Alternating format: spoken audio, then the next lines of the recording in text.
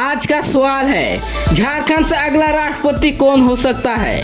2024 में राष्ट्रपति चुनाव में झारखंड की क्या भूमिका हो सकती है, चले जानते हैं विस्तार से। सबसे पहले बात करते हैं राष्ट्रपति चुनाव की प्रक्रिया की।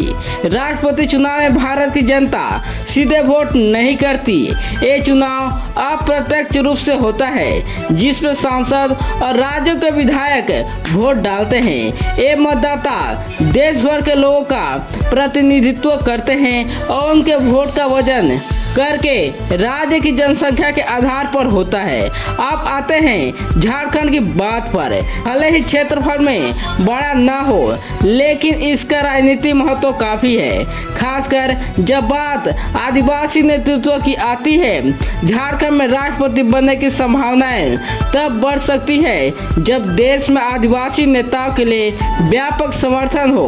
वर्तमान में हेमंत सोरेन झारखंड का मुख्यमंत्री है और उनकी पार्टी झारखंड मुक्ति मोर्चा यानी कि जेएमएम का राज्य में अच्छा प्रभाव है।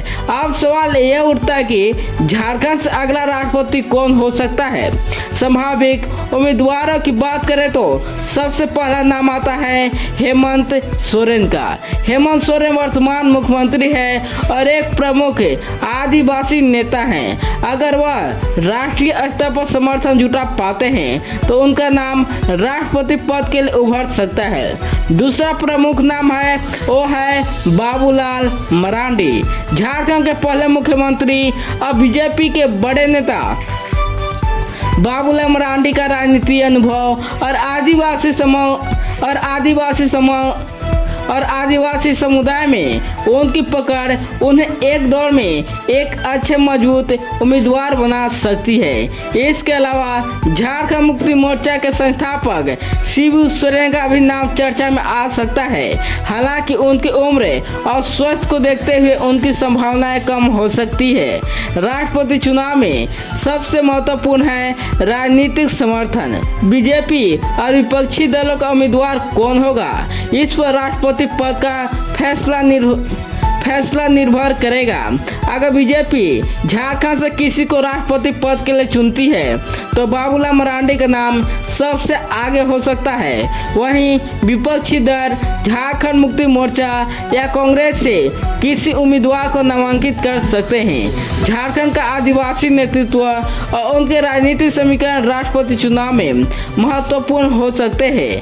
आदिवासी समुदाय से द्रौपदी मुर्मू के राष्ट्रपति बनने के बाद झारखंड से एक और आदिवासी राष्ट्रपति की संभावनाएं बढ़ सकती है।